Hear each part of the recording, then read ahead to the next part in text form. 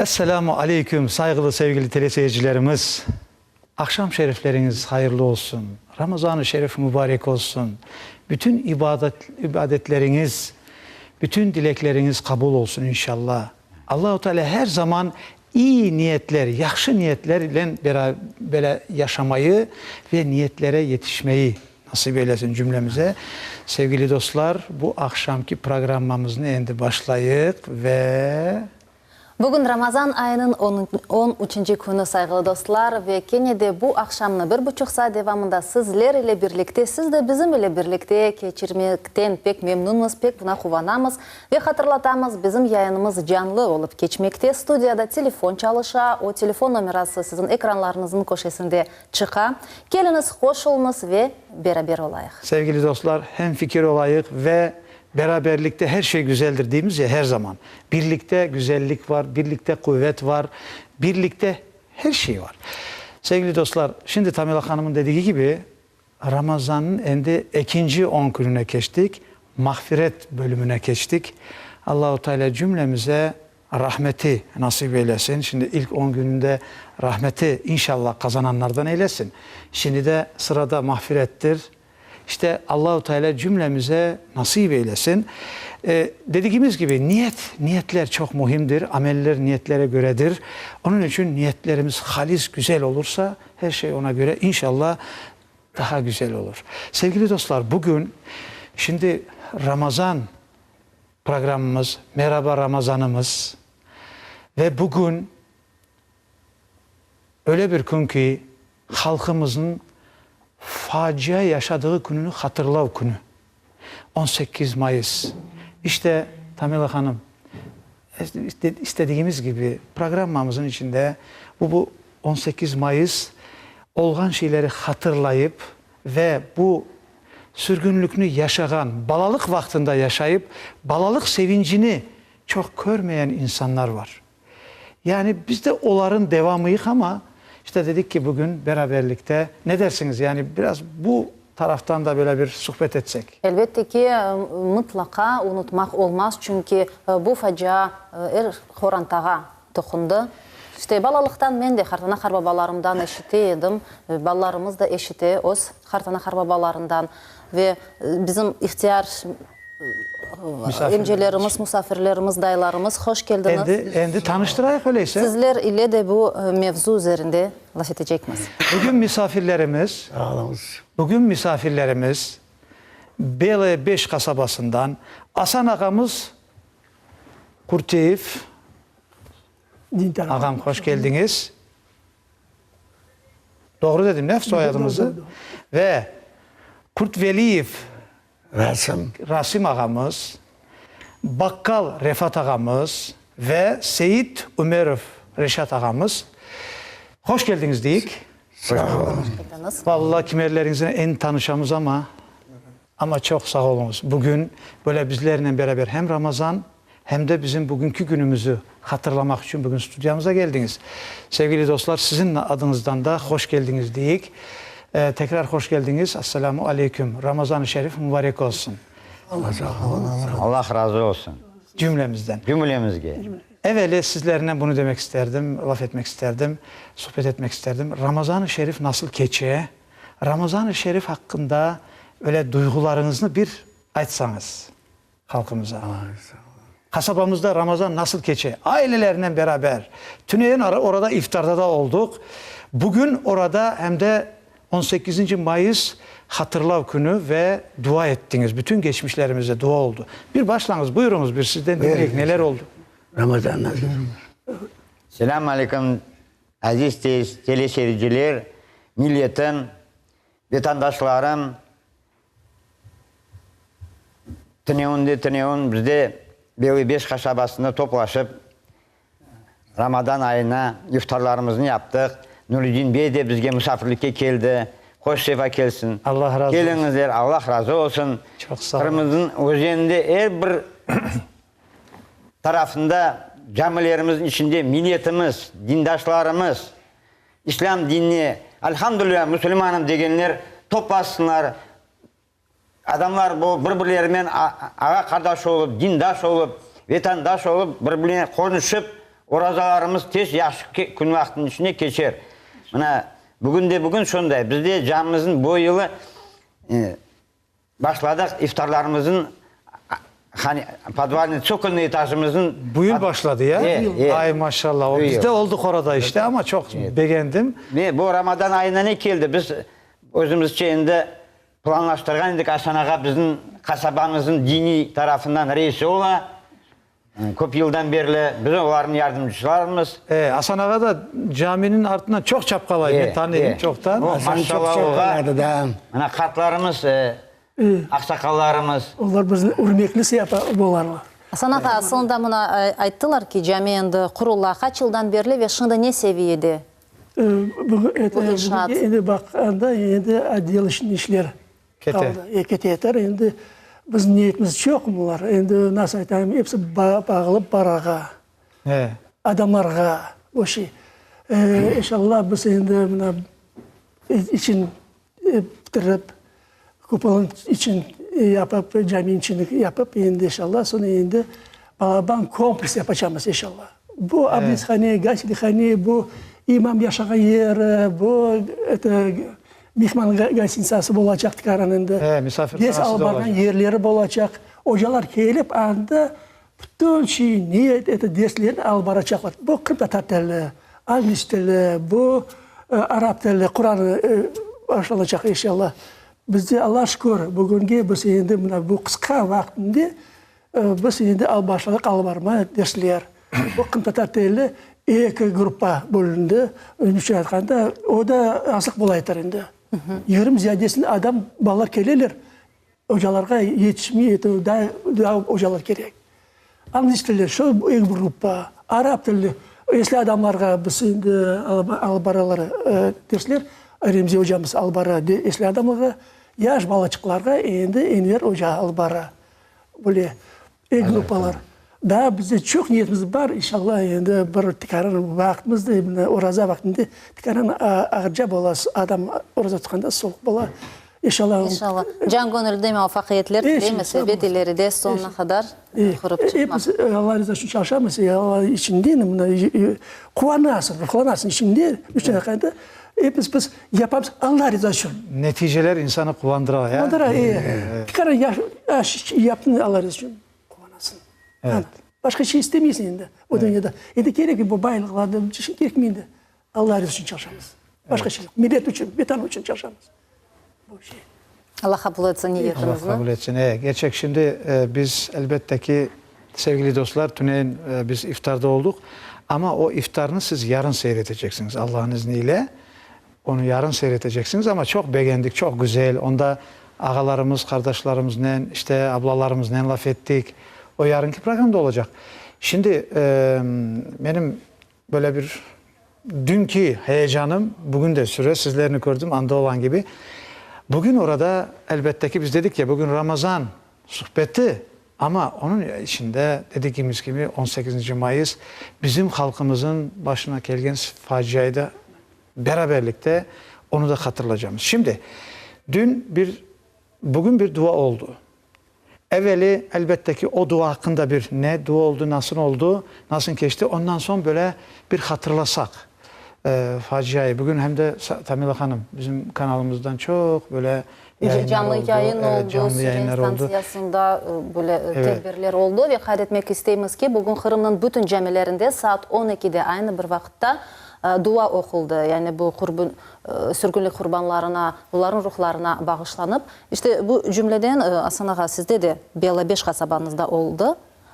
Bütün regionların arasında sizde de oldu. Bu hafta hikayetiniz nasıl geçti? Nasıl geçti? Allah Geçti şükür. mi? Allah kabul etsin. Bizde de bu dualar öttü. Birçok adam geldi. Yasin surelerini okuduk, eşiği okuldu. Allah'ın ruhlarına hepsini okuduk. Bu şey. Evet. Yaş balalarda geldiler, onlar da bilsinler. Sürgünlük adam, bizim karbalarımız, babalarımız öttü, kıyınçılıkını öttü, onlar da bilsin. Evet. Biz aklımız yok, onlara bu şeyin atacağım her vakti. Onlar bilsinler. Bildirmemeye hakkımız yok yani. Ne gerekmiş her vakti o şey. Onlar bilsinler. O bizim vatanımız, bizim toprağımız, Allah'ın toprağı. Biz de şimdi bunu çalışmamız yapmamız onlar için. Evet. Başka şey yok. Balalar maşallah. Tüney'in balalarına da görüştük biz. Evet, hepsi çok, yani seyircilerimiz yarın görürler onları. Ve ne için aynı saat 12'de Kırım Müslümanları Dini İdaresi tarafından endi bu ilan etildi ve kim camilerge kelip olamağan çeşit sebeplerden ötürü, yani saat 12'de belki de evlerinde oturup ellerini kotarıp bir işte Fatiha suresi ve anma duasını okusunlar diye. Şimdi Bizde Allah'a şükür bana Hasan kardeşimiz geldi Beli Beşik'e. Başta bizler koydan molla kadar yürüyorduk. Mollanı alıp ki ya varsan olmay.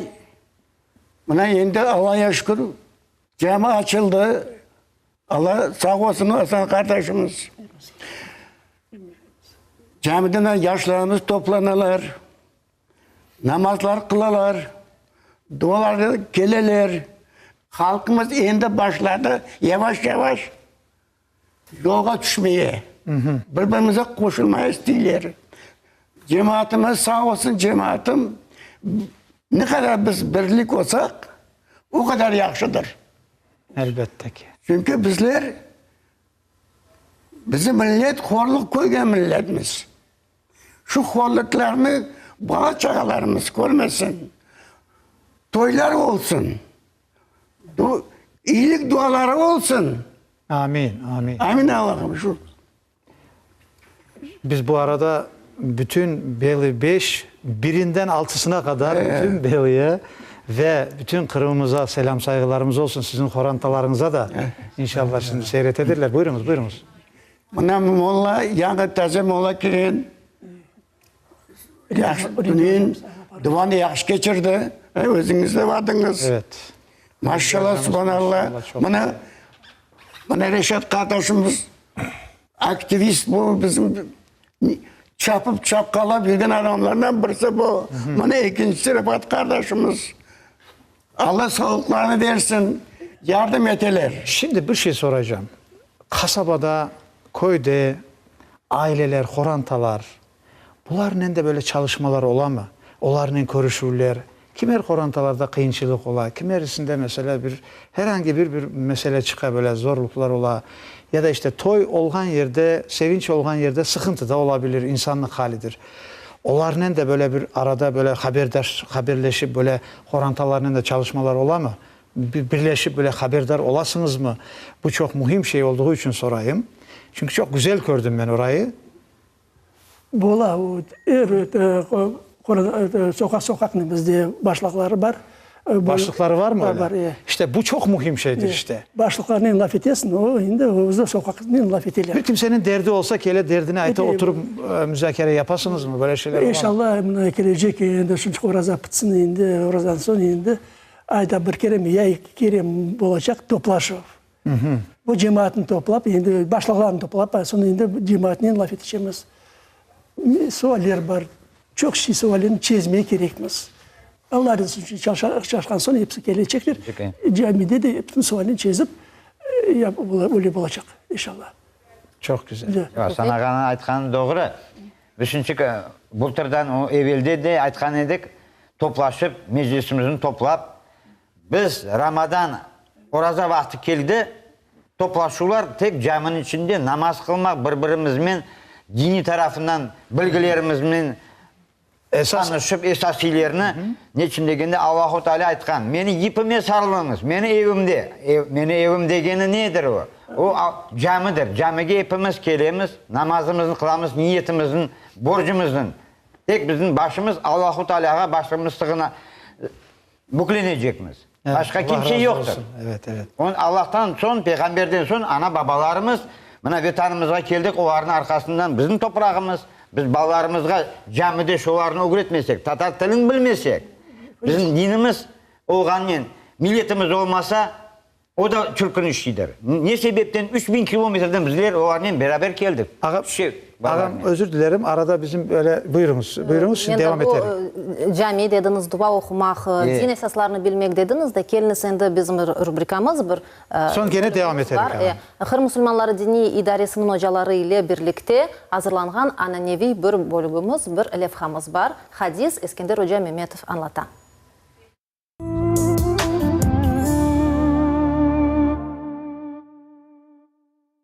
Bismillahirrahmanirrahim.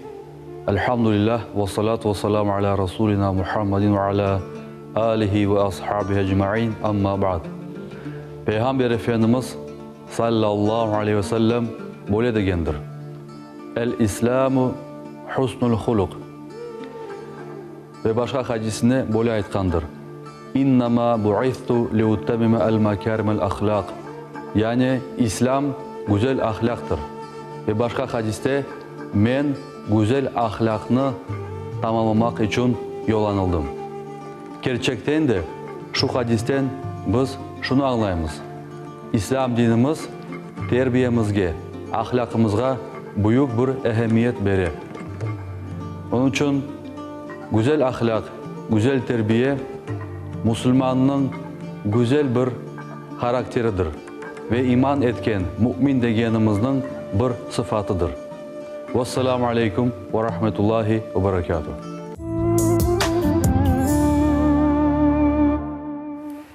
Şimdi tekrar stüdyodamız. Ağam sözünüzü böldük. Sevgili dostlar unutmanız stüdyomuzda telefon çalışa buyurup bizim sohbetimize koşulabilirsiniz. Fikirlerinizi, suallerinizi, heyecanlı sözlerinizi aytabilirsiniz her zamanki gibi. Ağam buyurunuz. Bana Mehmet Hanım'dayın, biz dinimiz, urf adetimiz, milletimiz, en dülber tilimiz, bizim tilimizden ziyade dülber var mı? Yok. Evet, ana til bu. Ana til, bu ana til. Ana Türk'ün olur mu? Yok. Ya baba Türk'ün olur mu? Yok. Yok. Demek til var, millet var. Millet var, dinimiz İslam. Dinimiz var. Bir-birimize koşlanıp, buna sünçük bizim çokulun etajımızda Asanaga aytkandan birinci Tatar tili. Былтырдан başlandı. Ocağını kıdırdık. Ama bizge diplomированный, bizim müftiyattan verilgen ocağı olsun dedik. Son bizim babalar çeşit türlü tarafka anlaşılmaçlık olmayacak. Bizim urf adet 1000 yıldan ziyade bizim halkımız, milletimiz Hanife dinine kirip şu mazhapten keldi, o öyle ketecek. Akıllarını toplasınlar, tekrar adaşkan arkadaşlar. Ama biz şu arga öğretmek gerekmiz. Ana tilini, İslam dinini okumak gerek, İngiliz tilini istese. Bekim bir yaka bararlar. Elbette til bilmek, öğrenmek gerek. Bizim milletimiz tez öğreniyor onu. Niçindir mağa gerek mi deyip özünden Ben burada teleseyircilere aytmak isteyeyim. İşte anladığınıza göre bakınız ne diyor? Ağamız, Reşat ağamız dedi ki Ramazan'da ve Hasan ağamız da dedi de Ramazan vaktinde çaresi oldukça biz işlerimizi biraz yengilleştirip böyle işlerden ibadet, sohbetler, birbirimize faydalı olmak ve bir yere toplaşıp beraber namazlarımızı kılıp nasıl hizmetler yapabilirik? Bunlara çok vaktini sarf etmek isteyik değiller. Aslında böyle de olması gerek. Çünkü Ramazan'dan evvel hazırlık budur.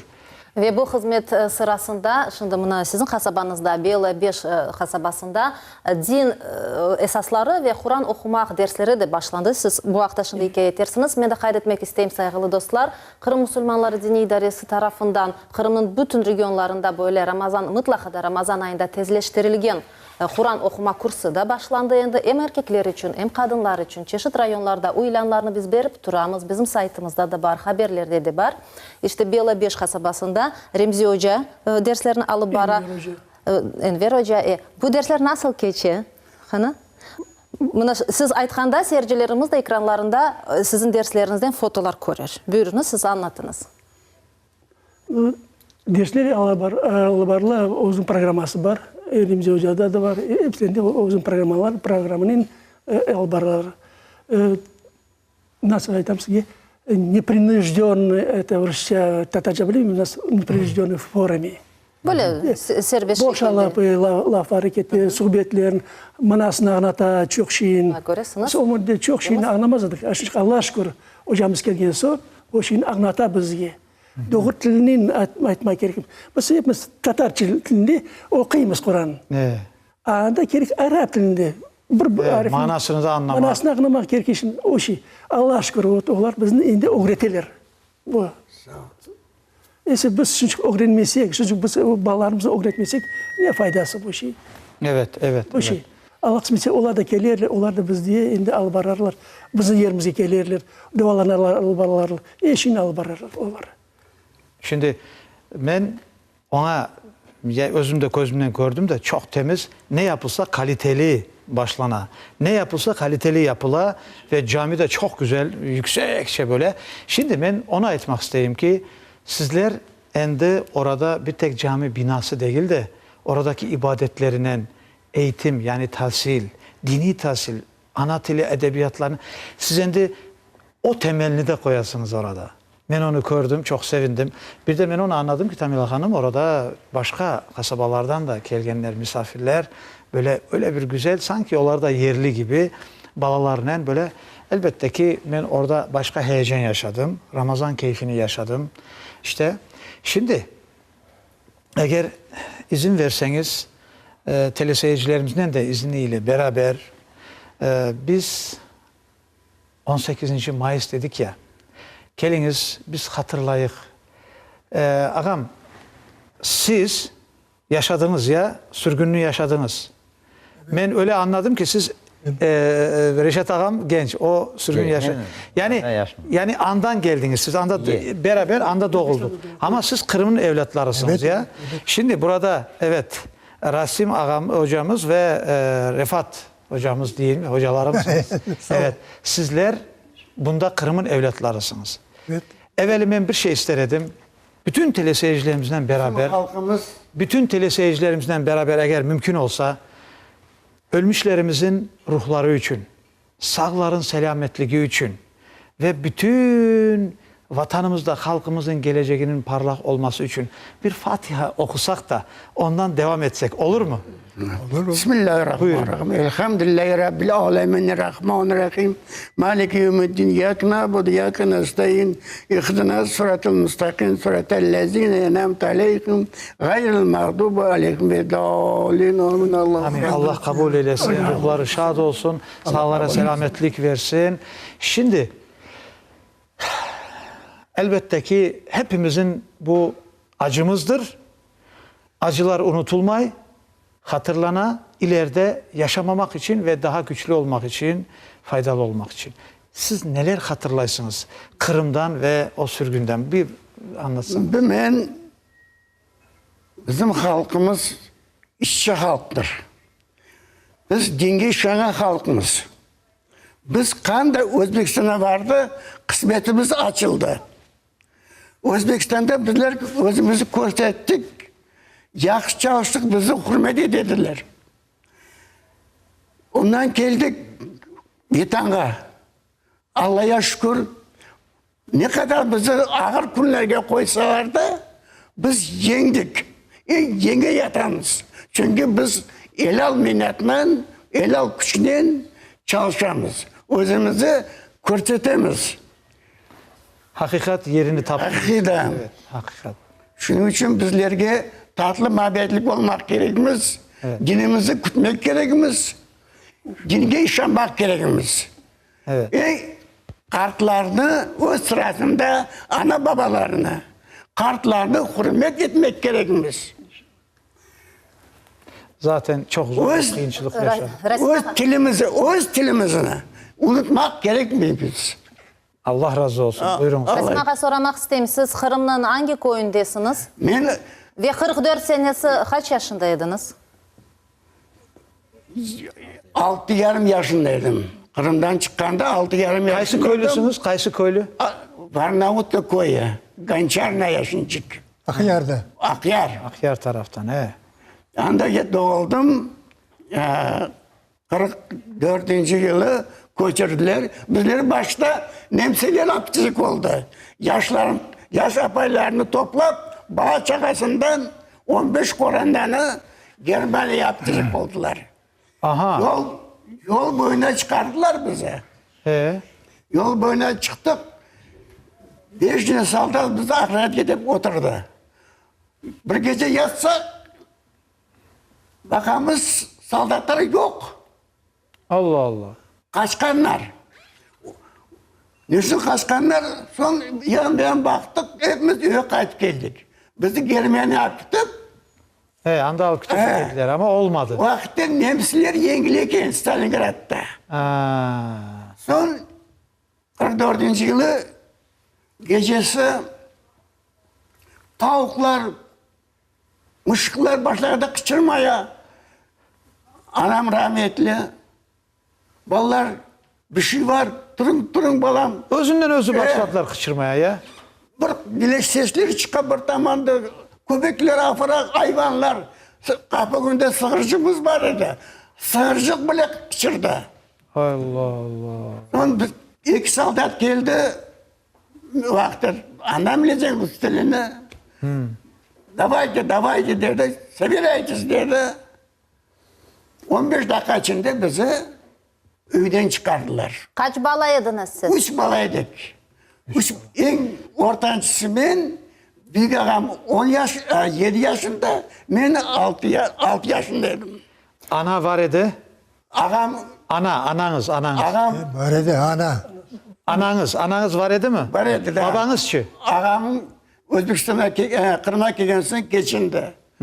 60 yaşında. Rasim ağa bir daha açık telefon bağını kabul ettik. Bizge telefona çıkan insan var. Telefon. Alo, buyurunuz. Alo. Alo. Alo, selamun aleyküm. Ve aleykümselam. Buyurunuz. Geceleriniz hayırlı olsun. Allah razı olsun. Sizge de. Sağ olun. Men bu stüdyada oturgan olalarga bir sevalim var. Buyurunuz. Orada vakti büyük bir nasıl aytayım mübarek ay bu ayı. Lekin bir şeyini nasıl aytayım utaçın ketip almaya isterim. O da olsa kimler meftalarını, cenazeleri geçken son 3'ü 7'si verilmey degen şeyler çıkar. Ya kimde elva darhatılmay degen şeyler çıkar. Bu şeylerge bir rahatsızım. Niçin evvel baba dedelerimiz vakti bu şeyler oldu, aslında olmayken degen şeyler var. Bu gerçek mi? Yoksa yanlış mı? Hansı birisi doğrusu? Onu sen bilmek isterim. Bu molalarga benim sevalim. Allah razı olsun. Saygı, sevgiler size. Allahu Teala ölmüşlerinize rahmet eylesin. Sağlarınıza selametlik. Size de can sağlığı. Horantanıza saygımız, selamlarımız olsun. Şimdi benim anladığıma göre biraz ses çok. İşte 3'ü 7'si işte 40'ı 37'si evvel olaydı. Şimdi olmayken dilerdi. Onu mu sorayım şimdi? Doğru anladım ya? O yıllar devamında bizim halkımızda bu adet var. Var idi. Şimdi olmay diler kimer. Doğru onu ayet eder işte. Eğer cevap vermek isteyen varsa buyurunuz. Men aytacak edim bu şeyi. Kum aytgan soyları. Ne bizde yaramay 7'sin, 37'sin, 40'ın ya da başka yıllar. Ne zararı var diyorsun? Ne zararı? Aytma gerek. Aytma. Var mı bizde böyle ruhsat topeden bolmay? Yoktur. Cemaat gelgende duada olen ruhlarına okuylar. Savabını kazanırlar. Evinde olenine de yengilişlikleri o şey. O şey. O bizde, çünkü bizde de buradan suallar çıkar, tutuşu kete bizde de. Biz bunda geldik. Biz özün miramızda yaşayımız. Biz ana babalar ruhlarını saklamaya gerekmiz. İsteyler onlar, istemiyorlar. O bizim ruhlarımız. Da. Onu saklamaya gerekmiz. O için biz bunda yaşayımız. Şu başka şeylerin, Arap şeylerin kırsetip yapman neye faydası ise? Ne için bu camilerini kuramız? Ne için biz bunda yaşayımız ise? Aytma. Evet. O bu olmay. Şimdi bunlar yapılması gerektiği. Gene bir cevap vermek isteyen var mı? Bu meseleye olmasa ben ilgili söyleyeyim. tekrar koşmak gerek mi? Koşunuz. Hasan Ağa'nın lafına. Kur'an-ı Kerim'de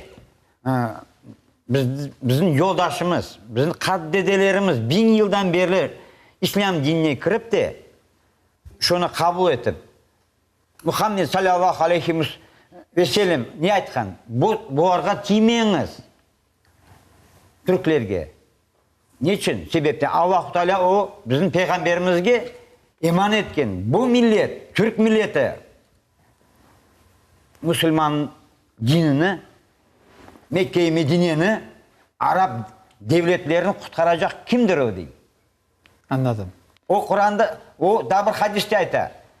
Bu yapancılarını, devletini vurup yıkacak da o bizim Muhammed değil. O kim edi? Osmanlı edi.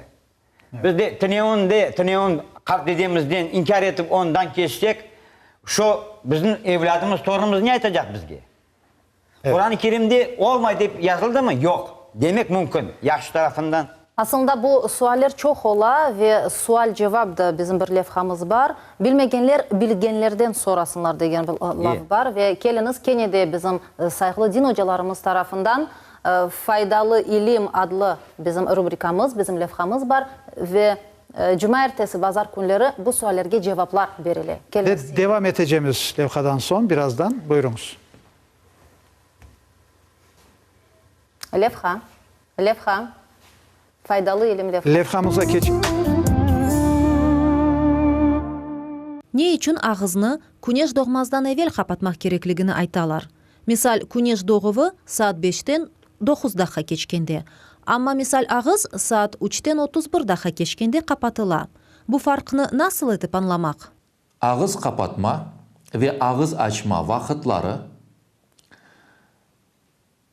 şunlardır.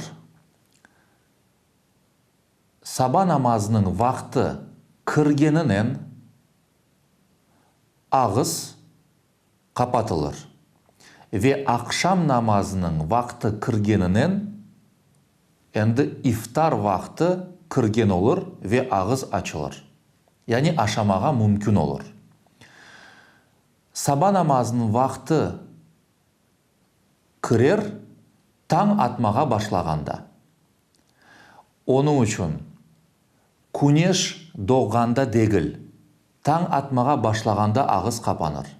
Ve hem ağız kapatma, hem ağız açma yani iftar etme vaktları Kırım Müslümanları Dini İdaresinin takviminde belli etilgen vakitlarga göre tutulmak gerek. Bazı yerlerde mesela iftarını 10 dakika evvel, 5 dakika evvel yapkanlar ve ezan okuganlar var. Bu katiyen yanlıştır. Gene aynı şekilde tan atkanda değil de endi etraf aydınlık olgancık aşamak mümkündür degenler var. Bu da katiyen yanlış. Her iki variantta da oraza bozulur, oraza kabul olmaz. Çünkü bu dini idaremizin yapkan takvimleri Astrofizический observatoriyadaki ilim adamlarının birlikte hadis-i şeriflerde anılgan namazının kırış vaktları kriteriyaları kozogunda tutulup ince hesap etilip müftiyatımızın hadimlerinin defalarca kontrol etilip meydana getirilgen takvimlerdir. Onun için vatandaşlarımız bu hususta rahat olup 5-10 dakika için aşıkıp orazalarını ziyan etmemek gerekler ve tertip nizamga uyup ibadetlerini adam akıllı, güzel, baştan sonuna kadar yerine getirip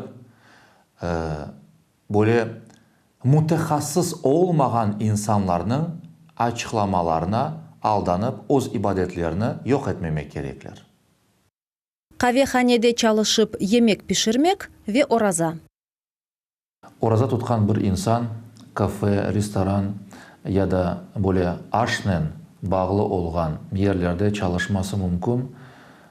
Aşının kokusu, buharı içine kirse de o orazanı bozmaz.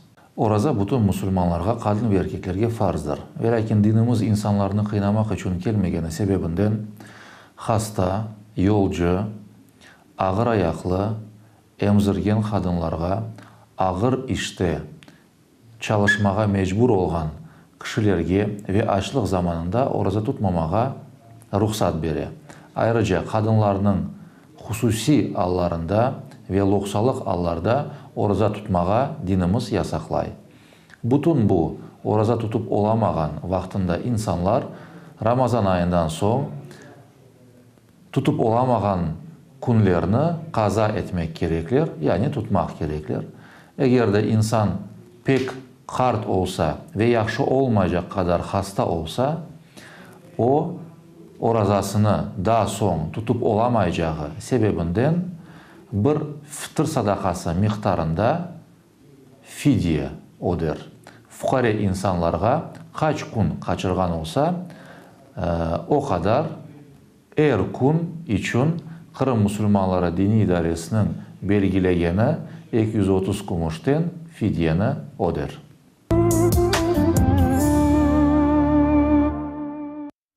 Açık yanlış Sonsuz teşekkürler Aydar hocamızga bildiremiz ve kaydetmek isteyimiz ki böyle hafta sonu, cuma ertesi ve pazar günleri dikkat etiniz saygılı seyircilerimiz. Böyle çeşit suallerge hem oraza ile bağlı hem hayati sualler olacak. Onlara da Aydar hoca cevaplar verecek. Bu da Kenya'da faydalı ilim rubrikamızın çerçevesinde. Evet, çok teşekkürler hocalarımıza. Sevgili dostlar, bizim ende iftar yemeğimiz de geldi. Yavaş yavaş masayı donatılar. Ama ben bir şey etmek isteyeyim. Buyurunuz. Şimdi sevgili dostlar, 3'ü, 7'si, işte 37'si deyik, 40'ı deyik, 52'si deyik. Bakınız, evveli elbette ki Kur'an-ı Kerim'de illa 3'ünü yapacaksın, 7'sini yapacaksın, öyle bir şey yoktur.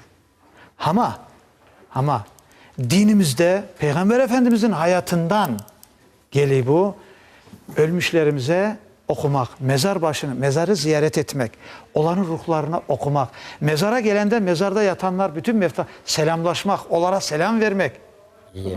Çünkü bir vaktlar onlar da yüreğiydi, bir vakt gelecek bizde Allah hayırlısıyla gecinden versin, biz de orada yatacağız. Şimdi bilesiniz ne var? Dinimizge göre olan adetlerde zarar yoktur. Evvel işte takvim olmayan kalender, telefon olmayan, o olmayan, telegraf olmayan, millet birbirleriyle birleşmek, beraberlikte oturup, cuma namazı kıldığı gibi dualarını da beraber yapayık, birleşeyik, hem dert olayık, o sahiplere, ev sahiplerine yengilik olsun diye birleşmeler, böyle anlaşıp da 3'ünde ya da 7 günden son, ya da 37 gün ya da 40 günden son dep böyle bir vakitler belirlemişler. Bundan kalmıştır bu şeyler, bilirsiniz mi? Şimdi onda insanlara aytmak gerek olmaz. Herkes bile ki 3 günden sonra bir okunacak. Ben de varayım dua yapayım. İşte 9'u ya da işte 7'si mesela 37'si 40'ı. Yani bu şeyin zararı yoktur. Bu şeyin hiç zararı yoktur. Ama ne vakit zarar olur? Eğer işke, hayatka, ekonomikaya, ev sahibine zarar verilecek masraf olursa, işini taşlattırıp da illa geleceksin desen de onu işini bıraktırıp da ona zarar verirsen, gelmediyse canın ağırıp da işin mi muhimidi bu dua mı deyip ondan canın ağırırsa, aile, akraba, kardeşliğe zarar verirse bu dualar o zaman zararlı olur. Ama bunu yapmayacaksınız, yapamazsınız, hakkınız yoktur diyen bir şey yoktur. Onu aytkanda hata eder. Böyle dualar olur. Gene diyeyim, hayatta zarar vermeyecek. Hayatta olanlara zarar vermeyecek. İnsanların, dostların, yakınların vaktine göre ayarlayacaksınız. Eğer 7'si olmasa 12'si olur. 37'si olmasa 42'si, ama onun illa o gün olacak diyen bir şey yoktur. Hayata bakıp hayatta olanların isteklerine de, onlara ongaytına da bakıp bunu yapacaksınız. Eğer ev sahibi dua yapacağım deyip de borç alıp masraf ederse onun faydası olmaz. O zarar olur. Onun için böyle şeyler şimdi biz gelecek programlarımızda da anlatırız. Allah razı olsun. Kenya'da telefon bağını kabul etemiz. Bizim seyircimiz telefon açtı. Buyurunuz. Buyurunuz. Alo. Sizni dinleyimiz. Alo. Aytınız. Buyurunuz. Selam aleyküm. Asam şerifiniz hayırlı olsun. Allah razı olsun. Hayırlı olsun. Mende deli bir savol var. Mana şimdi mollamız televizorga karşı, bizlerge karşı çıkıp ayta, что fıtır akçısı bizlerde 230 kumuş doğanını. Ama bizlerde mına tarqatып çıktı Ramazan kağıtlarını mına kalendar degen sos. Anda 50 kumuş dep yazılgan. Bu 230 kumuş kaydan kaysı neme fikirden çıkar bu? Bizge bir aytıp berseniz onu düşündürüp. Потому что öyle korandalar var. 7-8 can koranda var. Berip olamaylar öyle çok fikir akçısını. Bizler nasıl etiyik onu nasıl doğru etiyik. Sağ olun. Çok teşekkür. Sağ olunuz. Kırım Müslümanları Dini İdaresi'nin fetva kenişi tarafından kabul etilgen bir karar ve bakınız böyle takvimler var. Ramazan ayı devamında oraza tutmak vakitler yani temçit, iftar ve namaz kılıf vakitleri var. Bunda kenarçıkta her bir yerde yazılgan hatta kırmızı renkinin de kaydetilgen fitir sadakası 203 ruble. Bu fetva kenişi 230 ruble. Fetva kenişi tarafından tasdıklangan. Bu yıl bu en azı bir başına, insan başına. Evet. Aytsam olur mu? Evet. Sevgili dostlar bakınız bizim müftiyatımız var. Dini idaremiz var. Biz geçen programımızda ne dedik? Birlik, beraberlik, cemaat, cemiyet. Cemiyette, cemaatta emir ve itaat var. Emir eten büyük Allah müftümüz, büyüğümüzdür. Hocalarımız, onlar emir diyende de böyle emir etip de kulluk hakkına girecek emrini düşünmeyiniz yani. Dini yönetim dairesinde emirlerini, Allah'ın emrine göre hareket yapaylar, bize bildiriler. Şimdi bakınız biz ne aytamız? Sürgünlük yaşadık, vatanımıza kayıttık, daha tiklenemiz, daha yapamız, kuramız, kıyınçılıklarımız ola. Şimdi elbette ki bizim hayatımıza bakıp fitre biçilmez bütün dünyaya. Eğer herhangi bir fiyat, rakam, mesela 230 bize ağır gelse o demek değildir ki ha bu yanlıştır. Onun için dünya ve dünyanın ölçülerine göre müftiyatımız, halkımızın hayatına da göre, ekonomikası, yaşayış durumuna göre bunu ama ayttılar mı şüphe etmeyip ona riayet etmemiz gerek. Onun çok ölçüleri vardır. İleriki programda bu ölçülerinde de ayttırırız. Nasıl ola bu? Ama geliniz şüphe olmasın ve 230'u veri almayan insan demek ki ona düşmeyi fitre vermek. Size düşmeyi. Siz verebilirsiniz sadaka. 100 ruble varırsınız sadaka verirsiniz. Ama fitre düşmedi mi vermeyeceksiniz. Size verirler. Onun için geliniz ona canınızı çok da rahatsız etmeniz. Vermek isteyip de veremezseniz onu da Allah bilir. Yüreğimizden geçeni her şeyi Allah bilir. Sevgili dostlar, şimdi burada bizim iftarımız yakınlaşıyor. Sizin izninizle ben yerimden durup şimdi masa tarafa bir varacağım. Masa tarafa varacağım ve bir hem de suyumuzu da alacağımız inşallah. Ve bugün iftar vakti saat 8'den 18 dakika geçkende olacak. Demek aman mana 5 dakikadan da az vakit kaldı. Biz hazırlanamız. Nuradin Bey buyurunuz, takdim etiniz. İşte soframız, bütün sofralara Rabbim bereket versin. Kazananlara uzun ömür, kesesine bereket versin. Helalından kazanmayı nasip eylesin cümlemize. Sevgili dostlar, iftarlar elbette ki Ramazan tek ihtisat ile, işte aşamakla, maddiyet ile bize kıymetli değildir. Asıl Ramazan bize maneviyet ile kıymetlidir, ibadet ile kıymetlidir. Elbette ki o rozasını tutan iftar zamanında da işte bayram yapa, iftarını yapa. Bize bugün işte bizim Ahmetçit kasabasının Sudgaradok dediğimiz o tarafta, Marina tarafında Basfor lokantası var, yemekhanesi var. Onun sahibi de bizim Eldar Mehmetov'tur kardeşimiz. Geçen yılda bize iftar verdi. Bugün ve yarın gene bize iftar verecek. Bugün gelecek idi, kendisi bir davetliydi. Oradan yetiştirsem geleceğim dedi ama yetiştiremedi. Çünkü onlar evvel davet etmiş.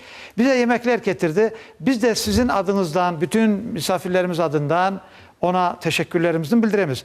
Basfor Mira Sokağı 1 anda yerleşmiştir. İftarlarınızı yapabilirsiniz. Ailece varıp yemeklerinizi yiyebilirsiniz. Ramazan dışında işte şehrimizde helal lokantalar olduğu gibi orada da siz varıp yemekleri yiyebilirsiniz. Çok nefis yemekleri. Geliniz bizim Eldar kardeşimize sonsuz teşekkürlerimizi bize bir yemek verdi. Allah ona 1000 versin deyik. Ve bunda bizim sularımız var. Sularımızı da masaya alacağımız çünkü ezan vaktimiz kele ve biz inşallah sizinle beraberlikte ağız açarımızda yapacağımız. Çok İşte sağ olun. sevgili dostlar, Devam etmezden evvel men hacılık meselesi hakkında mühim bir malumat bildirmek isteyimiz. Avayan Tur adlı şirket Kırım ve Sevastopol şehri Müslümanları Dini İdaresi'nin resmi hacılık tur operatörüdür. Böylece şirketin reisi Artur Bey Reşitov'un sözlerine göre bugünkü günge kadar Kırım için verilgen kvotanın sayısı 600 yerdir. Mekke ve Medine'ye barıp hacılık ibadetini yerine getirmek isteyenler için endi arizalar kabul etili, aslında da kabul etmekte devam etti ve alazırda hacılarının pasportlarının yapılığı boyunca müzakereler yapılan, tezleştirilgen yani uskorenный sposоб, tezleştirilgen şekilde biyometrik pasportlarını almak için anlaşmalar imzalanan. Bundan da gayrı Kırım Cumhuriyeti'nin Sağlık Saklav Nazirligi ile aşlanuf yani privivka boyunca anlaşma yapıldı ve bu aşlanuf Ramazan ayından son başlanacak. İşte niyetleri olgan buyursunlar Kırım Müslümanları Dini İdaresi'ne müracaat etsinler, bütün inceliklerini, hususiyetlerini bilsinler, sorasınlar, anlasınlar ve gene de niyetlerinizi Allah kabul etsin. sevgili dostlar, ezanımıza ne kadar vakit var bizim? 2 dakika. İki dakika. Evet, evet. Şimdi biraz evvelki bakın sordu ve onu da biraz cevapladık. Ama işte fitre parasının işte ölçüsü neden diyende biz bunun elbette ki şimdi eğer ona girsek vaktimiz çok olmayacak. Ama inşallah biz onun ölçüle nasıl onu o karara keline ve ne için bunların hepsini açıklayacağımız. Bu sualleriniz hiç vakit cevapsız kalmaz. Tam tamına şimdi biraz vakit olmadığı için bizim 18 Mayıs'ı biraz o hakta biraz laf etmemiz gerek olacak. Sevgili dostlar onun için sizin her bir fikriniz biz için çok kıymetlidir. Allah sizden razı olsun. Şimdi geçen sefer aytkanımız gibi niyetlerimiz halis, biz orazalarımızı tutamız. Şimdi herkes sofra başında sofralar donatıla. Gerçekten pek az vakit kaldı. Aman buna 40 saniye Evet. oldu. 40 saniyeden son ezan. Evet, 40 saniyeden 30 saniyelere yaklaştı ezan olacak. Şimdi bizim ezanımızı dinleyeceğimiz. Ondan sonra elbette ki ben isterdim ki öz sözünüzle, böyle öz size Kırım Tatarca, öz sözünüzle Rabbimize şükür ederek ağız açar yapsak. Bir iki ağız dua, şükür duası böyle. Ağa mümkün mü? Mümkün. Böyle halkımız da anlasın işte. Rabbim bize Ramazan'ı yaşatı. Ondan sonra levhamız olacak. Levhamızda biraz... Ve sayılı dostlar, şimdi size de yemekler hazırlanan, kendine de bereketli olsun, afiyet olsun ve orazanızı Allah kabul etsin. Amin, amin.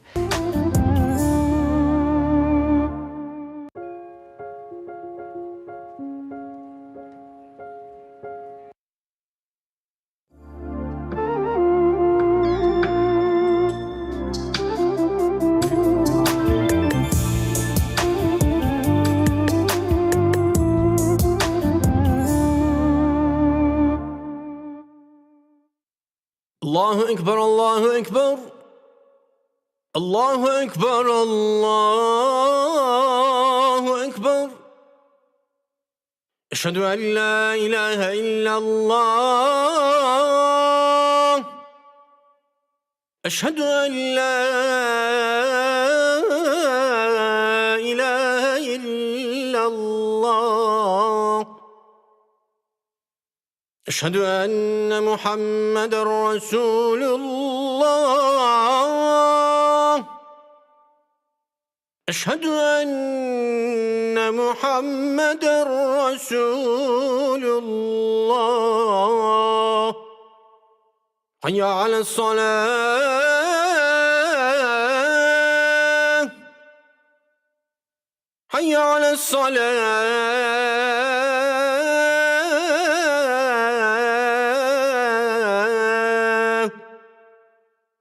حي على الفلاح حي على الفلاح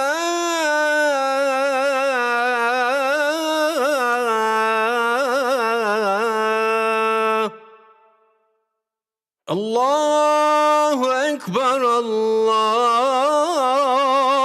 أكبر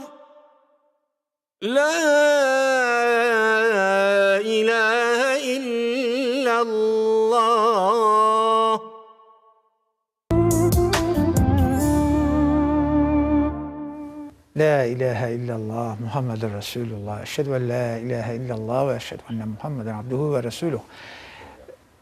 Buyurunuz ağam bir öz sözlerinizden bir dua etsin. Bismillah. Elhamdülillah. Ya Rabbim Allah'ım. Tutkan orazalarımızı kabul eyle. Bergen nimetlerini şu yarık dünyanı korup sağa, yalnız sağa dualarımızı kılganımız, namazlarımız, ibadetlerimizin Allah'ım kabul eyle. Amin. Amin. Cümlemiz vatanımızda mına küçük yaşap, oğup, evlatlarımızın koterip, mabet, sağ selamet, akıllı, fikirli, millet, dinli, imanlı insanlar olup yaşamağa nasip eyle Allah'ım. Amin. Ya Rabbim Allah'ım, evlatlarımız oğup, osup, dinini, tilini bilip, vatanımızda gülleyip, vatanına sahip çıkmalı olganı isteyimiz, tileyimiz Allah'ım. Milletimiz bir olsun, mabet olsun. Yarınғы günde, bugünden de ziyade yarı parlak olsun. Amin.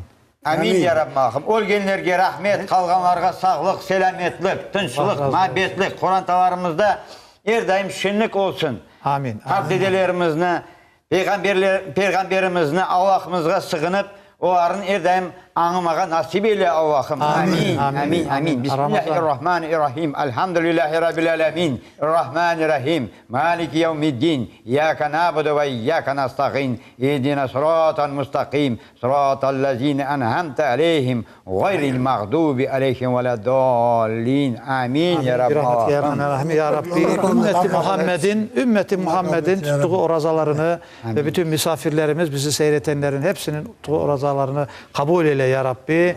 Nice Ramazanlara yetişmeyi nasip eylesin Rabbim. Buyurunuz. Buyurunuz. Bismillahirrahmanirrahim.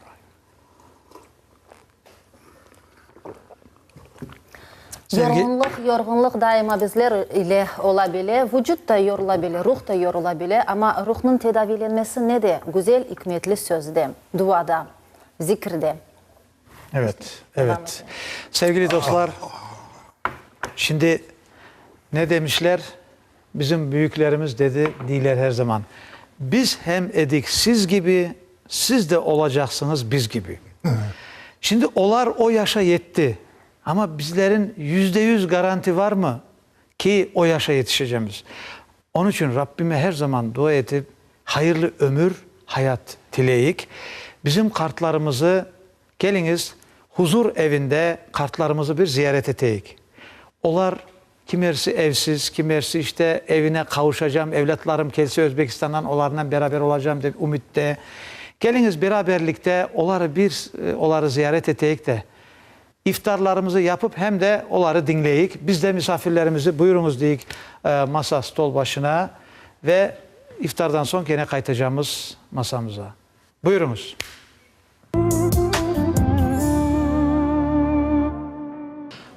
Muhterem dostlar, buna biz Ahmetçi şehrindeki huzur evi, merhamet evi, işte bildiğimiz, hepimizin bildiğimiz kartlar evi değil ki ya. Aslında huzur merhamet evi, buraya geldik. Allah hepsinden razı olsun buna. Büyüklerimiz, bunda çalışan personel, işte müdür yardımcısı, hepsi buradalar. Bizleri güzel güzel karşıladılar. Elbette ki biz de Ramazanlık böyle gelip birbirimizin hal keyfimizi soramak, halinden haber almak, yani diyeceğim Ramazan'ın bir parçasını beraber geçirmek ve gönül sözlerini almak için geldik. Ve izninizle şimdi önce biz bunda çalışanlarından bir ek ağız laf edeyim. Aslında bizim anlayışımızda öyle çok böyle evler olmaz. Çünkü hepsinin huzuru, hepsinin merhameti, rahatı kendi evinde ola da. Ama işte zamandır, hayattır bu. Selamun Aleyküm tekrar herkese. Ramazan-ı Şerif mübarek olsun. Allah-u Teala ibadet yapanların bütün dua ibadetlerini, oraza tutanların orazalarını kabul eylesin. Çünkü oraza da ibadettir, dua da ibadettir, namaz zaten ibadettir. Bir gülümseme bile ibadettir, sadakadır. Allah hepinizin iyi niyetlerinizi de kabul etsin inşallah. Selamun Aleyküm tekrar. Siz özünüzü bir tanıştırınız da. Менің adım Пакизе Сейдалиевна Абхаирова. Men Kartlar Evi'nin müdürü olam. Ama bugün Ramazan ayı. Siz de böyle baba dedelerimizden diyen tezelerimizden, dayılarımızdan beraber nasıl keçe? Öz işinizde Ramazan ayında nelerni hissettesiniz? Bu ev 2000 yılında işke düşken. 40 yerge 40 kartlar mında yaşamağa mülkün ama arada şimdi 36 adam yaşayın. Bu ev Kırım Tatarlar için, Müslüman adamlar için yaratılgan çünkü özümüzün urf adetlerimizin saklamak için. Bizim kartlarımız, bizim ana babalarımız, tatalarımız, bitalarımız, karbabalarımız açlık görgen, cenk görgenler, sürgünlük. Mında da keçken son çok yoksuzluk görüp, çok adamların joyganlar, öksüz kalganlar. Onun için o öksüz adamlar mında yaşamağa mecburlar. Mında da çalışkan hadimleri onların öz ana babaları dayın baka. Urf adetlerini saklamak için bütün terbiyeni ona göre saklayımız. Orazat tutkanlarga ayrı hizmet gösteriler. Olar mında yaşaganların öz evinde yaşagan dayın özlerini duyalar. Mustafaeva Şefika Emirilyas kızı. Men Rumiyeva Aliye İzzedin kızı. Kim olup çalışasınız burada? İşleriniz tam aytınız. Men bu pansiyonatta açılgandan birinci günden beri hemşire olup çalışam. Hemşire. Siz? Men soцработник.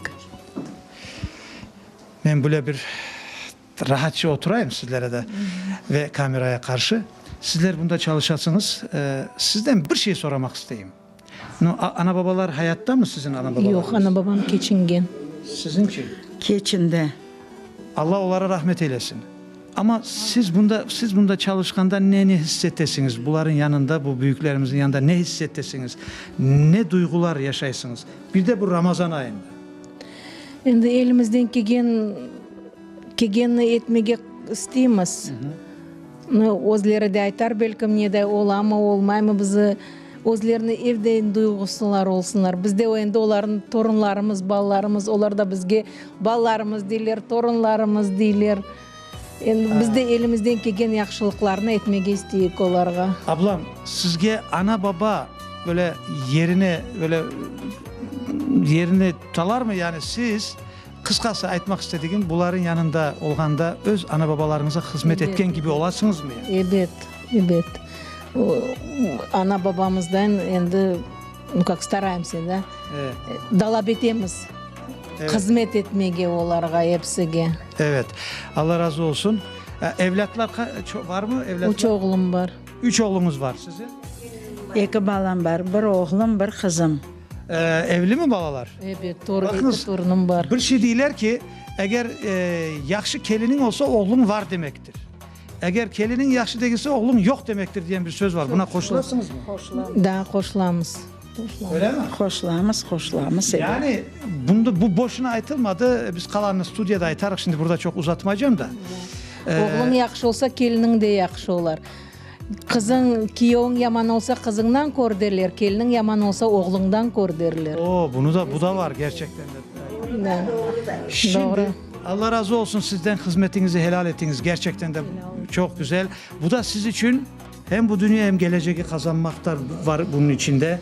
Hizmetlerinizi helal ettiniz. Şimdi Esselamu Aleyküm sizlerle de bir iki ağız laf etsek. Adınız neydi? Nuri. Nuri dayı. Biz de oturamız yaxşı, güzel. Yaxşı bakalar. Adınız neydi? Sizden eski tanışmış. Aliye, adım Aliye. Aliye Hanım, Aliye teyze. Kaman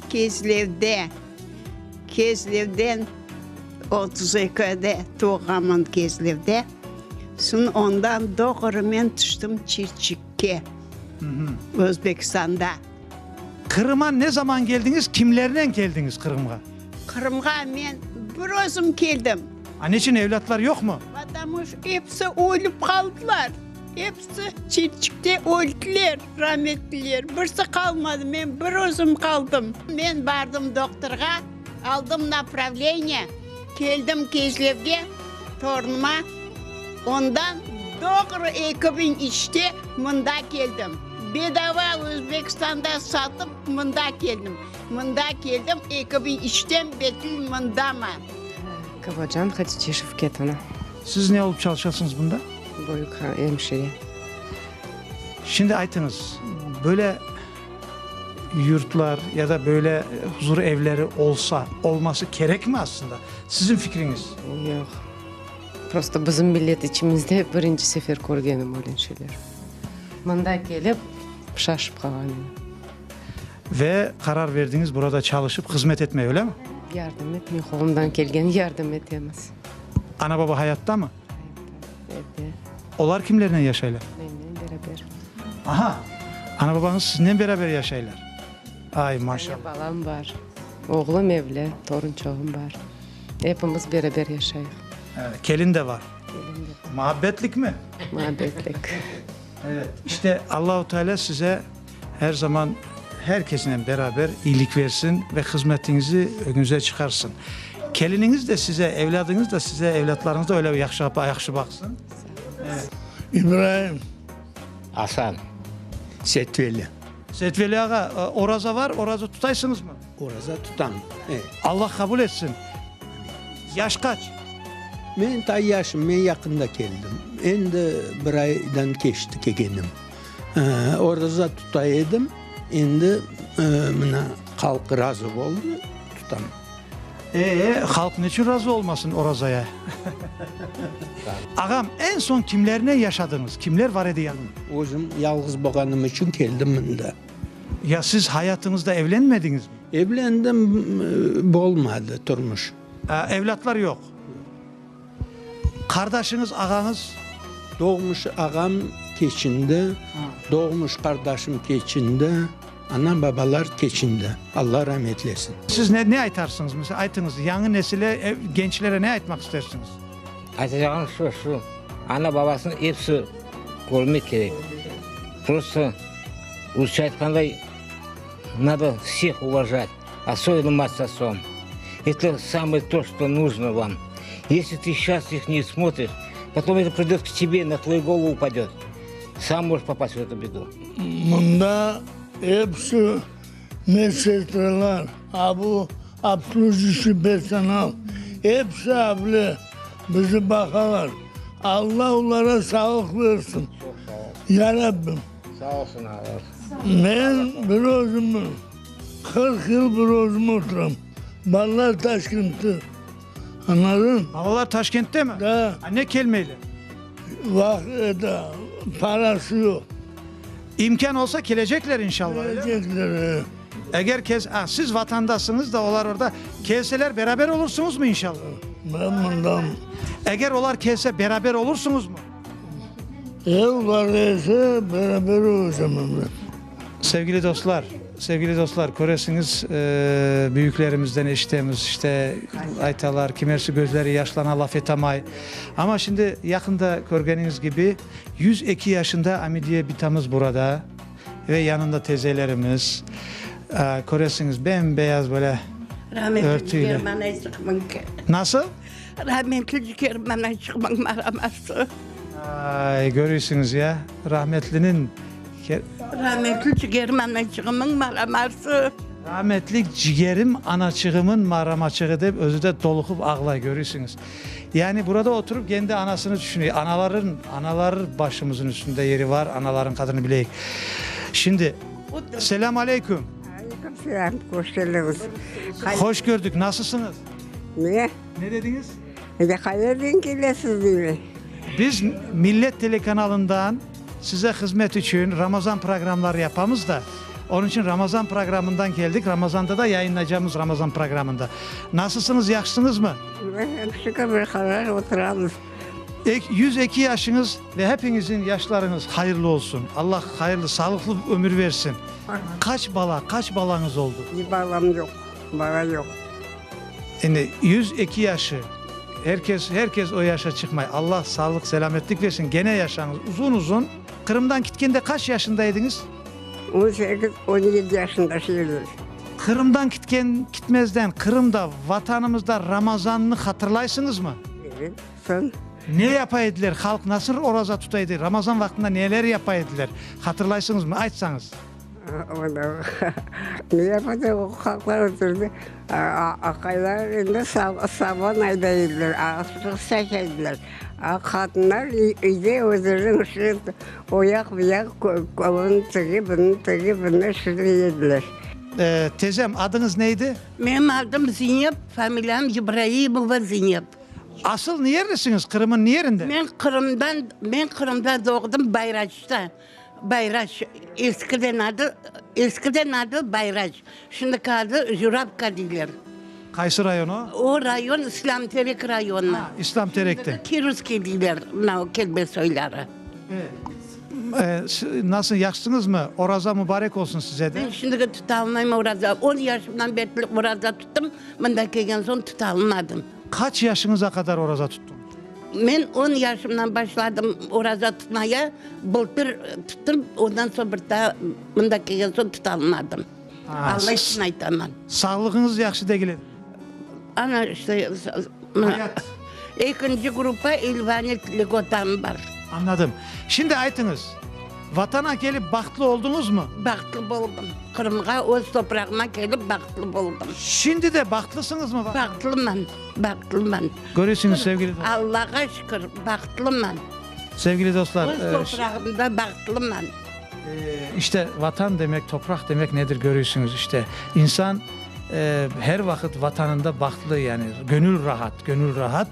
Şimdi aytınız bizim Ramazan ayı şimdi halkımıza ne aytmak istersiniz Ramazan? Allah kene göstersin öyle bayramlarını bizge. O Ramazan'ı, Kurban bayramını göstersin Allah bizge. Benim rahmetli Cigermanacık mollaydı, rahmetli babam mollaydı. Mayıp sıdvalarını okuyattılar. Anam ben sabah tırsam da dua okuyman. Allah kabul etsin. Allah kabul etsin ya Rabbim Allah. Rahmetli Cigermanacık'ım gramatını yedi. 30'da okup bitirdi, 2 grupa. Hem hocalık hem zabitçilikini okup bitirdi. Ana Yalta'dan. Ana ondan sonra evlenen son bir daha çalışmadı rahmetli Cigermanacığım. Ben Kırım'dan çıkanda 2 yaşında bala yedim. Amin. Allah razı olsun. Allah razı olsun. Allah bizge kısmet etsin. Ya Rabbim Allah. Amin. Amin. Çok sağ olunuz. Allah razı olsun. Şarziye men adım. Evlatlar için ne aytmak istersiniz? Ana baba hakkı ve vatan için. Evlatlara ne aytmak istersiniz? Bütün gençlere. Evlatlarıma bir şey etmeyeyim. Ana babama aytama. Anam sağ olsun, babam sağ olsun. Ben de ana babamı karadım. Ben Özbekistan'a barganda 14 yaşındaydım. İşe girdim, kardeşlerim var idi. Ölüp bittiler. Anamla babam kaldı. Ben onların karadım. Ben yaşadım. Ben görüşük bulup çalıştım. Anam babam karayım deyip. Allah sizden razım anamdan babamdan. Bütün halkımıza, gençlere, evlatlara ne aytmak isterdiniz? Neni tavsiye etmek isterdiniz? Özüm halkıma aytmağa isteyim ki, yaşlar sizge bu sözler eşitiniz. Ana babаңызны yaxşatып қараңыз. Келешекте sizin балаларыңыз көріп, ana babasының неде қарағанын sizin балаларыңыз да оле қарарсызны. Hepiniz eşitkendirsiniz. Bir zamanda bir adam babası hastalanған, endi eliden işkeme eken, babaсын çuvalga koyup, dağal ketip koygan, babaсын terekin astaga oturtkan. Çuvalını kaldırgan, balasını elige tutup kiteler. Son bir vakit oğlu dedi, babam, a neçin siz çuvalından ipni kaldırdınız anda? O gerek mi endi balam degen? Yok babam, ya men sizni nede çuvalga koyup getireceğim degen balası. Ana yaşlar boğa korup pay biçiniz.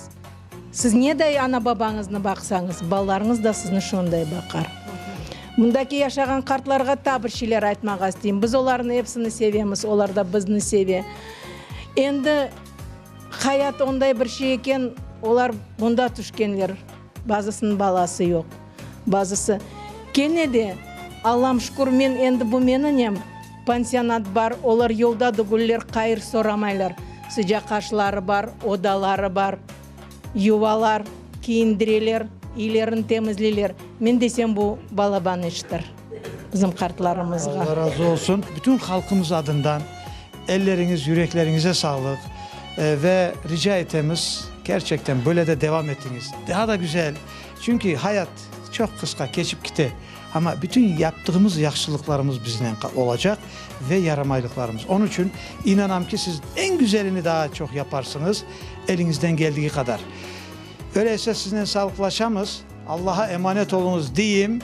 Sağ olunuz, var olunuz.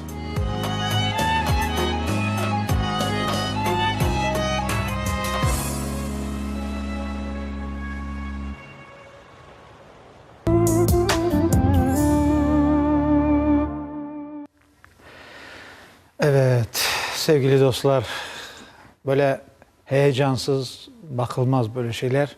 Gerçekten de böyle düşünüp kalasın, lafın bittiği yer deyler ya, burada laf etilmez, lafın bittiği yer. Heyecanla amel vaktidir derler ya. Şimdi elbette ki anda varanda yüreklerin ezile, kimersi gördünüz, kimersi evlatlarım gelecek, son biz beraber olacağımız deyip umutla yaşayanda. Çünkü evlatları Özbekistan'da, Orta Asya'da. Kimersi umudu kesti, bu hayatın burada da bitecek diye.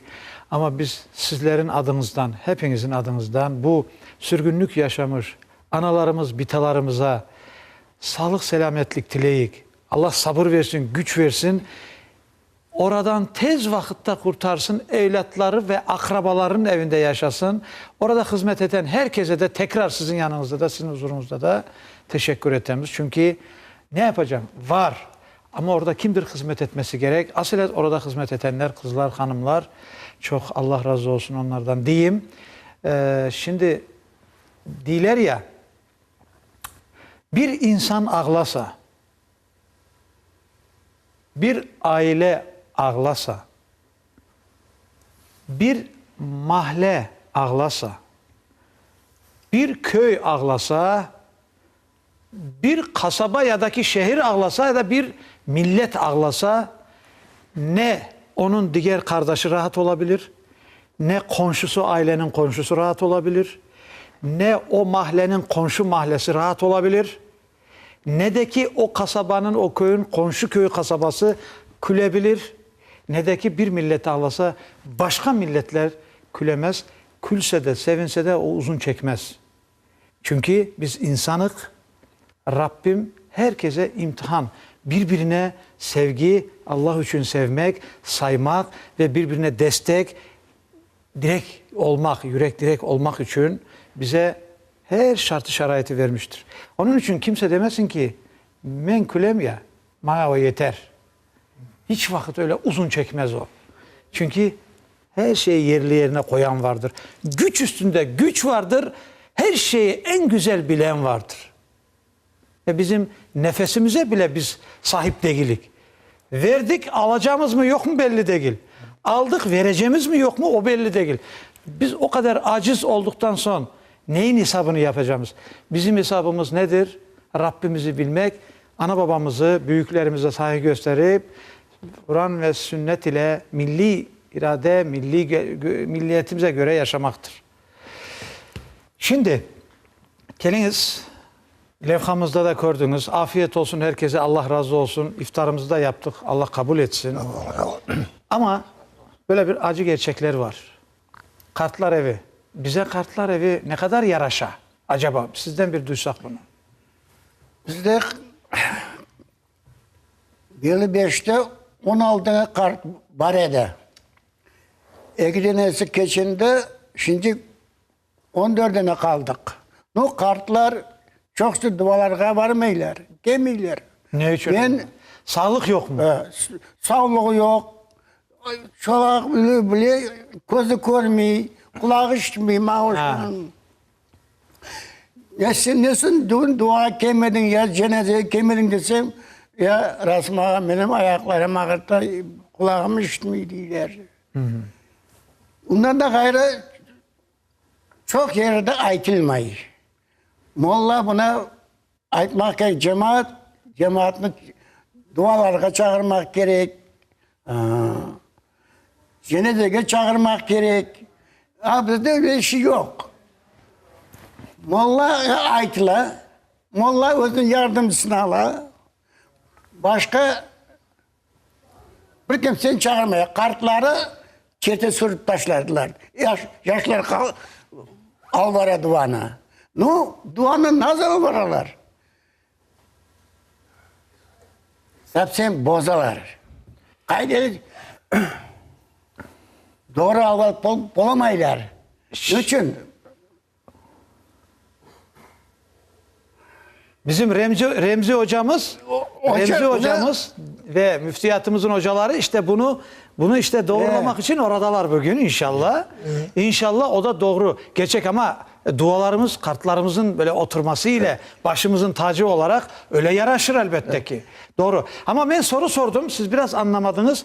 Kartlar evi var. Kartlar evi. Dom pristarelik. İnternet. İşte o şey bizge yaraşa mı? Yok. Bizim halkımızda yaraşa mı? Fikirlerinizi aytınız ağam. Buyurunuz. Mümkün mü? Mesele mi? Buyurunuz. Bu ülyer, kartların ülleri. Bu bizim indi nasıl vardı? Pitno. Bu olmay. Müslümanda bizde olmadı bu ülyer. Bir vakti ana babanın biz tapşırmazdık. Bu şu ne oldu? Ana olmayman. Nasıl men anam babam tapşırayım buraya kuvalayım özümden nasıl? O benim babamın günahı var. Cevabında Allah'ın yanında duracaklar o hepsi. Cevabında verecekler. O şey bu olmay. Cemaatten bu olmay. Aklını toplanız yapınız. O bu olmay. O ana baba seni doğdu. Bütün kıyınçılığın seni al bardı. Öğretti. Ostırdı. Eğindi. Sürgünlerden kaytıp geldi. Sürgüne geldi. Burada hepsini size verdi. Firasını alganda kesmedi. Vas anası gerekmiyor. Kart. O bu olmayı cemaatim. Biz şimdi kartımız. İnşallah. Kartımız şimdi. Onu da ben duyamam.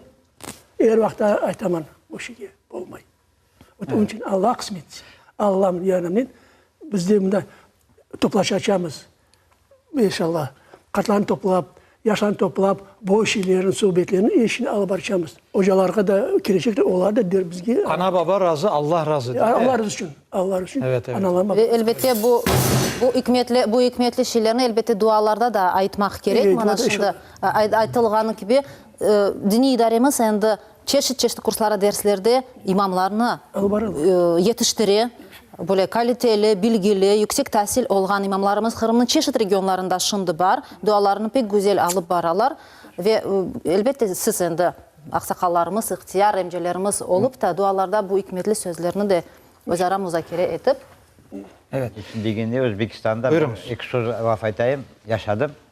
Hepimiz anda babalarımızla, dedelerimizle, bitalarımızla, katanalarımızla öyle anasın, babasın, ya ege diyeyim bitasını kimse bir yerde tapşırdı, internat, dom mu, ne deyip aytayım, onu etken şu eşitilmedi, yok edi. Mında o vatanımıza koçup gelip de o insanların kartlarını ege diyeyim evlatlara olardan eber ketken olsa, bu fani dünyadan, olarına soy sofları yok mu? Olarga ayıp.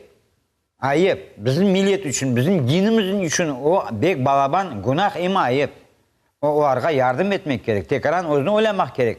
Ya barıp da bugün sen zenginmen ya da o gerek mi ağa kart degen vaktin sen de şu gelesin şu zamanga şunda korer başın. Evet. O. Ağam şimdi ben bir şey sormak isteyeyim de bizim dedik ya sürgün oldu ana babamız ve bugünkü günde vatanımıza kaytıp kegen var, kaytıp kele almayanlar var. Bu sürgün vaktinden sizler hatırladığınız şeyler var mı? Ana babalarınız bir şeyler anlataydı. Mesela benim anam da babam da ikisi de anlataydı. Öyle bir şeyler anlatkanda, hatırlayanda çok sevinmeyediler yani. İkisi de. Ben de diyeyim bütün ana babalar böyle mi acaba? Bütün ana babalar böyle acınıklı şeyler hatırlaylar mı? Ama büyüdük biraz aklımız şey oldu. Baksak ki ana babamız eksi de sürgün olan bir milletten yani. O zaman anladık ki ne için bunlar böyle kederli hatırlamalar yapaydılar. Ben Özbekistan'da yaşağında, anda doğdum hem de Özbekistan'da. Analar babalar bizge aytganda onun gözleri ıslanaydı. Mesela Kırım koşetçileri ya da Türkler, Tatar tilinden Türkler o vakti Sereki'de o şey olan koyları salanaydı. Her vakti aytar Kırım devlet, Kırım vatanı, Kırım toprağı, Kırım havası, Kırım dinimizin ne bu şey aytkanda ben onların her vakti isteydim. Evet. Bu şey o da bizge kaldı. Yüreğimizde, işimizde kaldı. Esimizde kaldı. Yok, yüreğimizde kaldı o. İşimizde de yüreğimizde kaldı. Biz imtihana geldik. Siz aytınız Özbekistan'da, sizler Özbekistan'da vatandan vardınız oraya. Mesela balalık vaktinizde sizge böyle bir içinizden bir şey geledi mi? Biz sanki burada biz misafir gibimiz. Öz vatanımızda değil gibi hissetteydiniz mi balalığınızda oralarda? Öyle duygu olaydı mı? Ben aytayım, biz Ural degen yerge Mariski'ye yetiştik. Ural'da. 2 yıl 30 koranda bir için yaşadık. 2 yıl. 2 yıl. Hani ortadan öp peşke degen soba deyler Tatarca. Evet. O benden büyükçe oğlanlar, yani ben yaş balan vakti. Uzun ağaçlarını tıkalar, 20-30 tane kazan töpesinde demirden yasalganan o. Aş bir şey. Aşta deyip işte çirgen kartop, bir şey tapaydık de. O kartlarını tapşırmak değil, 30 koranda bir içinde aşap, içip, yatıp 2 yıl yaşadık. O internet degen şey yok idi o vakitte. Ötmegimiz de yok idi. Gece gündüz aç. Bir şey daha etsem ben de sofra varında doğruda da gül. Bir balacık ağla yanımızda. Her birimizge bir soru diye çakana diye Taşkent. Soru bir korandığa. Biz 5 bala anam. Babam Cenk'ten son Yaroslavl'de şahta gitti. 46'da geldi. Onu balacık men aklımda ağla yiyecek gündüz bir şey et almayı. Bir yaşında şunday da. Sonra inansan gün çorap bitirgenler. Soğuk da kış 40 gradusanda. O Özbekistan değil de. Hani bala ağla ne diyeceklerini bilmeyi sonra hani bir şey oldu, bir fikir etip anası hani çorapın çıkarsa çorapın çıkarsa hani çukur içine etin tüşlep bit olgan ayağa bala. Ben şunda şey gördük de. Hani onu temizlediler, benim aklımda bala yuklap kaldı. O kadar kıyınlıklardan geçildi. Büyük kıyın gördük biz. Bizim kartlarımızdan ellerinden öpüyoruz. Çünkü hem saklanıp kaldık halk olarak. Tilimizin, dinimizin, mında vatanğa bizlerini de alıp geldi, bala ve torunlarını. Mında endi bizim güzel vatanımızda yaşayışımız devam eti. Yaş aileler kurulan, ocaklar yakıla. Ve şimdi geliniz, bakınız, dini idaremizde de çok bu laf çıka. Camiye nikah için yaşlar gelse çift. Yani gelinler ve Kiyevler onlarga ZAGS'tan geçtiniz mi, ZAGS şehadetnameniz var mı degen sual berili ve bunu bir tafsilatlı cevap etmek için belli hocamız Gafar Frayim hocaga müracaat ettik. Geliniz onu da dinleyik.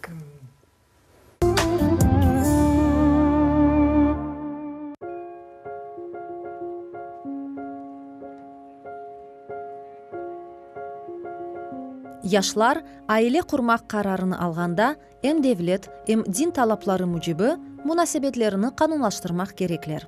Elbette bu etraftaki soy sopları tanış bilişleri için bir ilan. Bu haberini bildirmek, aralarındaki ocak yakmak meramlarını ilan etmek demektir. Nikah devamında evlenecek çiftke ZAGS'ta şehadetname alındı mı degen sual berile. Bu meseleni daha tafsilatlıca anlatmak için belli din hocalarımızdan birine müracaat ettik. Son vaqtlarda bizga en ziyade sorulgan bir sual var. O da ne için nikah kılgana vaqt bizim imamlarımız insanlardan Kiyev'den, Kelin'den ZAGS'ına yani tecilin, medeni tecilini isteyirler deb soraylar. Bunun sebebi pek çok. Anlatsan bitmez ama açıkça kısa bir şekilde aytsam o yaş balalarını koruşalmak için. Çünkü yaş kızlarımız pek balaban sıkıntılara mağdur kalalar. Başka memleketlerde kalalar. Bu yanında başka meseleler var. Bu yanında sadece kızlar değil, yani akaylar bile gelip deyirler ki biz ZAGS'tan geçmedik, şimdi apayımız bizge balamızını göstermey, balamızını vermey degen laflar çıka. Onun için bugün özümüzün haklarımızı almak için tabii ki bu ZAGS degen tecili, medeni tecilden geçmek gerekmiz. Esselamu Aleyküm ve Rahmetullahi ve Berekatuhu.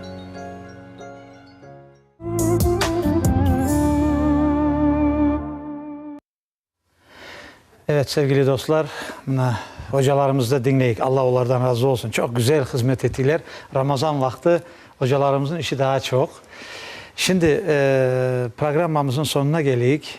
Elbette ki yarın görüşmek üzere demekten evvel misafirlerimize bir iki ağız sözünüzü alsak. Ramazanlık ne demek istersiniz? Bütün halkımıza, Kırım ve Kırım dışında bizim seyretenlere. Halkımızga tinchlik, amanlık olsun. Evet. Her vakit tatlı muhabbet yaşamaklar kısmet etsin. Öz vatanımızı kurmak kısmet etsin. Bizge cenkni gördük. Bala çağalarımız cenkni görmesin. Ben Allah'tan isteyeyim ki bir kimse açlık ne olganını bilmesin. Açlıkta gördük, hepsini gördük.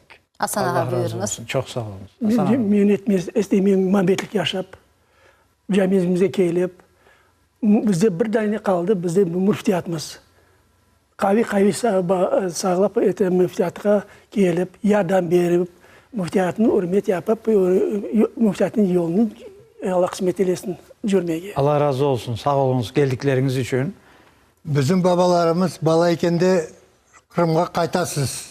Biz görmeyimiz diyedi. Biz aytaydık yok, biz kaytmasak gerek. Dep niyetim, ümitini üzgen edik. Ümitini üzgen edik. Bana baba oğuldan baya yaşa ümitini üzgen edik. No, babalar ümitini üzmegen edi. Evet. Şu 11'lik aytıp geçinip gittiler. Bak gerçek. Onlar ümitini üzmegen Üzmedi. Balalar üzse de onlar üzmeydi. Doğru. Üzmedi. Allah onlardan razı olsun. Resmin sonu dakikaların içine etmek gerek.